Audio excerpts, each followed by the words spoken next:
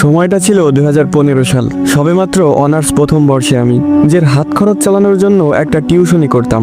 ছাত্রের বাবা ছিল পুলিশ কর্মকর্তা।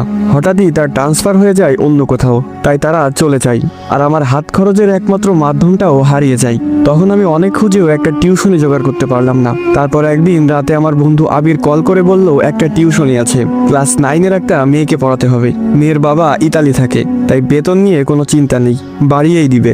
কিন্তু শর্ত হলো সপ্তাহে 2 দিন পড়াতে যেতে হবে, ঠিক রাত 11টা থেকে 2টা পর্যন্ত। এমন শর্ত শুনে আমি সাথে সাথেই না বলে দেই, কারণ রাত 11টা থেকে পড়াতে যাওয়া আমার পক্ষে সম্ভব না। সকালে আমার ক্লাস শুরু হয় 10টা বাজে, ঘুমাবো কখন এই সময় পড়াতে গেলে? কিন্তু তারপর আবির যা বলল তাতে আমার ঘুম হারাম হয়ে গেল। ও বলল 15,000 টাকা বেতন দিবে।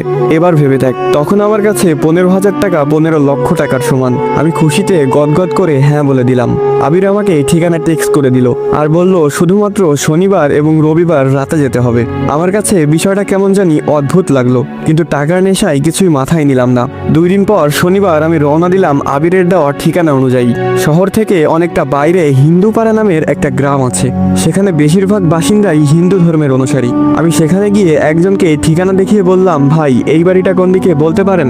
সে আমার দিকে কিভাবে যেন তাকিয়ে থাকলো কিছুক্ষণ, তারপর বলল সামনে গিয়েই একটা পুরনো বিল্ডিং পাবেন, ওইটাই আপনার ঠিকানা। আমি সামনে হাঁটা শুরু করলাম। একবার পিছনে তাকিয়ে দেখলাম লোকটা এখনো সেই অদ্ভুত ভঙ্গিতে আমার দিকে তাকিয়ে আছে। কেমন যেন একটু লাগছে আমার ভিতরে, মনটা সাই দিচ্ছে না যেতে। কিন্তু 15,000 টাকার কথা মনে পড়লেই আবার মন বদলে যায়। না, গিয়েই দেখি। একটা পুরনো বিল্ডিং এর সামনে এসে দাঁড়ালাম। হ্যাঁ, এটাই সেই ঠিকানা। 11টা বাজতে আর 1 মিনিট বাকি। আমি গিয়ে দরজাটা নক করার সাথে সাথে দরজাটা খুলে গেল। মনে হচ্ছে কেউ যেন আমার জন্য দরজার কাছেই দাঁড়িয়েছিল। দরজা ধাক্কা দিতেই খুলে গেল, খ্যাত করে একটা শব্দ হলো, কিন্তু সেখানে কেউ ছিল না। তাহলে দরজা খুললো কে? আমি কখনো ভূত প্রেত এসবে ভয় পেতাম না, অনেক দেখেছি জীবনে এসব। একটা কথা বুঝে গিয়েছিলাম, সেটা হলো তাদেরকে ভয় পেলেই তারা মাথায় চড়ে বসে। তাই নিজেকে খুব শান্ত করে বাসায় প্রবেশ করলাম। বাসার ভিতরটা কেমন যেন অন্যরকম দেখতে। প্রতিটা দেয়ালে আরবিতে কিছু লেখালেখি করা, অদ্ভুত অদ্ভুত ছোট পোকামাকড়ের দৃশ্য আঁকা। সবচেয়ে বড় কথা, বাসার ভিতরটা একদম নিস্তব্ধতায় ঘেরা, কোনো একটা ছোট শব্দ কানে আসছে না। একজন মধ্যবয়স্ক মহিলা একটা রুম থেকে হাসি মুখে বেরিয়ে এলেন। আমাকে বলল, তুমি নিশ্চয় গালিব, আবির তোমাকে পাঠিয়েছে। আমিও একগাল হেসে দিয়ে বললাম, জি আন্টি। তারপর আন্টি একটা রুম দেখিয়ে দিয়ে বলল, ওই রুমে যাও, রিশফা ওখানেই আছে, দেখো বাবা, ভালো মতো পড়াতে হবে, ও অনেক ফাঁকিবাজ। ও, তার মানে আমার ছাত্রীর নাম রিশফা? আমি বললাম, সেটা নিয়ে আপনি চিন্তা করবেন না আন্টি, আমি রিশফাকে ব্রিলিয়ান্ট স্টুডেন্ট বানিয়ে দিব। এই বলে রুমে গেলাম। দেখলাম রিশফা এক মনে খাতায় কি যেন অঙ্কন করছে। আমি গিয়ে হালকা কাশি দিতেই সে উঠে সালাম দিল। আমি সালামের উত্তর দিয়ে বসলাম। খাতার দিকে লক্ষ্য করে দেখলাম সে অদ্ভুত একটা প্রাণীর ছবি আঁকছিল। এমন প্রাণী বাস্তবে নেই, শুধু কল্পনাতেই আঁকা সম্ভব।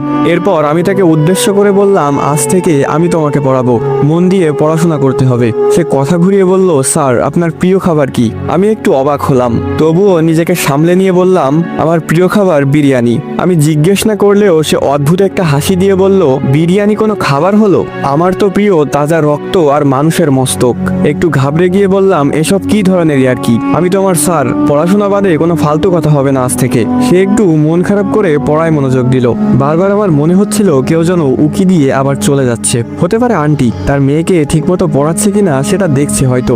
আমার চোখ খুব জ্বলতে লাগলো হঠাৎ করে, মনে হচ্ছে কেউ যেন চোখে মরিচ জ্বলে দিয়েছে। আমি রিশফাকে পড়া দেখিয়ে বললাম, তোমাদের ওয়াশরুমটা কোন দিকে? সে হাতের ইশারায় দেখিয়ে দিল। আমি তাড়াতাড়ি ওয়াশরুমে গিয়ে চোখে পানি দিলাম। তারপর আয়নায় তাকিয়ে দেখলাম চোখ লাল হয়ে আছে। ভালোভাবে চোখে মুখে পানি দিলাম, এখন একটু ভালো লাগছে। ওয়াশরুম থেকে বের হতে যাব, হঠাৎ খেয়াল করলাম আমি তো চলে যাচ্ছি, কিন্তু আয়নার ভিতরে আমার প্রতিবিম্বটা এখনো ঠায় দাঁড়িয়ে। আমি চোখ ডলা দিয়ে আবার তাকালাম আয়নার দিকে। এবার সেখানে কেউ নেই, এমনকি আমার প্রতিবিম্বটাও সেখানে নেই। এটা কেমন আয়না? যেহেতু আমি এসবে ভয় পাই না খুব একটা, তাই ভাবলাম এখানে কেউ তো আছে যে আমাকে ভয় দেখানোর চেষ্টা করছে। তাই আমি আস্তে আস্তে করে বললাম, এই ছোট্ট ওয়াশরুমে কি ভয় দেখাতে চাস আমাকে? সাহস থাকলে বাইরে দেখা করিস। এই বলে চলে আসলাম। রিশফা বলল, স্যার তাকে দেখেছেন? আমি হকচকিয়ে উঠলাম, মানে কাকে দেখব?